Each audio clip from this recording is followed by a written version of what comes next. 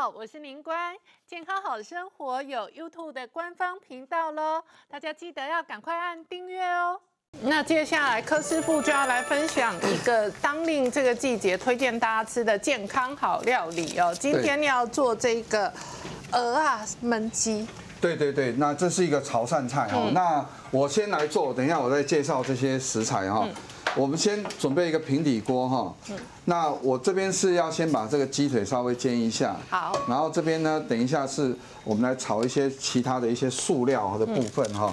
我们热锅热油，平底锅要煎的是鸡腿肉。那这个鸡腿肉哈，去骨了以后，我用一个盐、胡椒粉、地瓜粉稍微给它腌制一下，然后加一点点香油这样子哈。好。然后我们先把这个放进来，盐、胡椒粉、地瓜粉，然后少量的香油。对，少量的香油哈。好，我们先放在这边煎哈，就是用中火来煎它哈。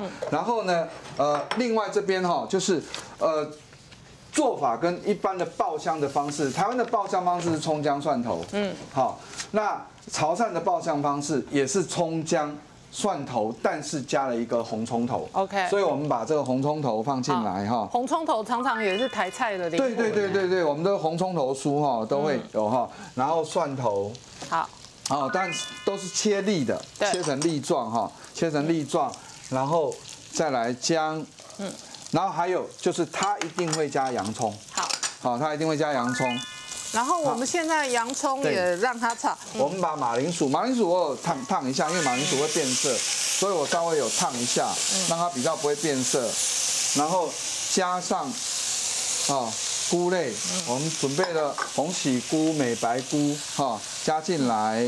然后这时候先调味，好，放上什么？放上蚝油。好。然后，因为我的那个高汤有味道，所以我只放蚝油哈，然后放上蚝油，你放的话就要放一点糖，好，缓和一下它那个蚝油的那个特别的味道哈。然后呢，我加上高汤，好，这高汤是自己煮的高汤哈，让它稍微先煮一下，然后这时候我再来介绍其他的一些素材哈。来，我们先看鹅啊。对，这个季节我常常在传统市场看到这样一袋一袋的鹅啊。对，没错。而且它这个带着水一起卖。好，那我今天买的这个鹅啊是现挖的。OK。传统市场也有现挖的哈。那现挖的鹅啊它不带水。所以你要用以前才去洗。那洗一个2次，用盐巴放进去，稍微用我们的指腹的地方这样去淘洗。对。淘洗以后。去清水冲个2次，好，这样就好了。好，那把水沥干，然后鹅啊它自己会生水出来。我这牡蛎的挑法哦，这个牡蛎哦，我们用这个来比给大家看哈。牡蛎第一个哈，这个裙边哈要够黑。OK。好，要很黑。对，就它黑白分明。对，你看它那个肉很白啊，周围很黑。对，然后这个叫贝壳鸡。这个有没有？这个干贝这个地方，这个叫贝壳鸡。那这个贝壳鸡呢，要呈现微透明状。如果这个贝壳鸡呈现是白色、乳白色，表示它泡过淡水。那为什么它泡过淡水？因为泡了淡水，它吃50%的水在里面。它吃了50%的水在里面以后。它就会膨胀很大，但是你去煮的时候，它就会把水通通吐出来还给你。好。然后呢，这个本身它的球体呢越圆越好，它的这个鹅啊这个体啊，它越圆越饱满越有弹性越好，然后没有腥味，那这才是一个好的牡蛎。好，因为我们现在买的大概都是这样子，这种袋装的，对不对？对。好，那我这也是袋装的哈。对。那你买回来之后，你第一个保存的方式就是怎么样？我再加一个塑胶袋，你这个已经是袋中袋了。对，为什么要用袋中袋？因为我们放冷藏，因为这个不建议你放冷冻。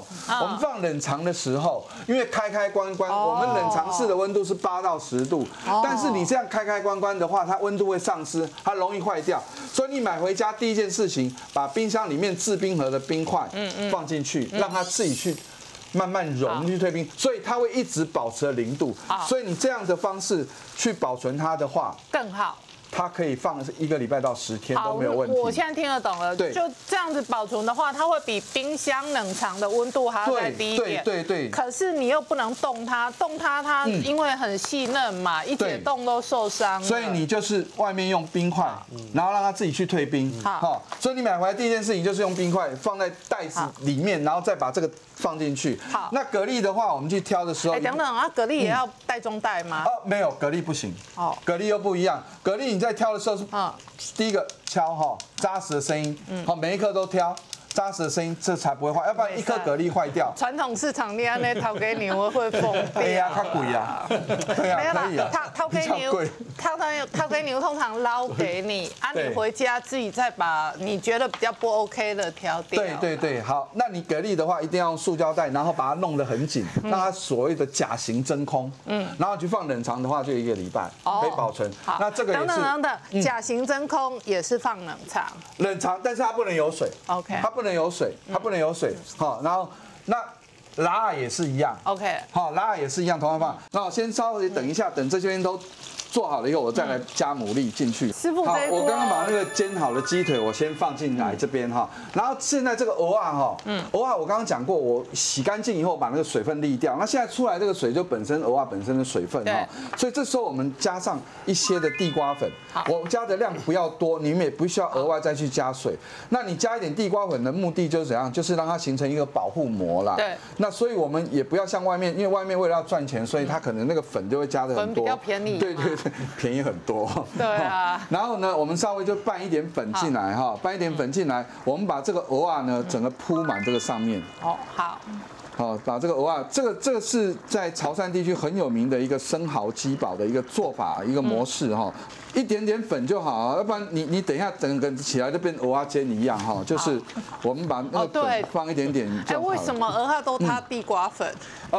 地瓜粉比较吃水啊，你不觉得那个什么蚵仔蒸任何什么东西都是地瓜粉？地瓜粉是一个区域性啊，就是说，比如说我们南方比较种那个地瓜哈，那我们习惯用这个地瓜粉的话，就比较属于南方一边哈。那还有就是地瓜粉它吃水性会比较好，它吃水性会比较好。那像那种水分很多的东西哈，好，我们就需要那种吃水性比较好的粉来吃水。那你来广东人比较喜欢用玉米粉，就是每个地方习惯不一样。好，我们稍微给它搅拌一下，让这个蚵仔能够弄到这个汤哈。还有我们去焖它同时哈，我准备了。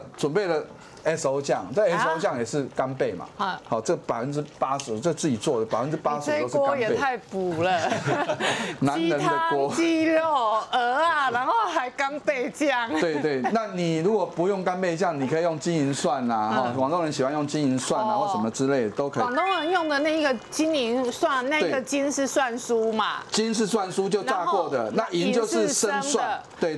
它等于是生跟炸的2种都一起下。对，那我们把这个干贝酱 SO 酱，我们把它放进来哈，这个都自己煮的才能放这么好的成本哈。然后呢，撒上胡椒粉，大量的这个葱跟胡椒粉撒上去，然后呢，我们把这个葱花稍微给它拌一下，那等一下稍微让它焖一下就可以吃了。好，那我们就来试吃哦。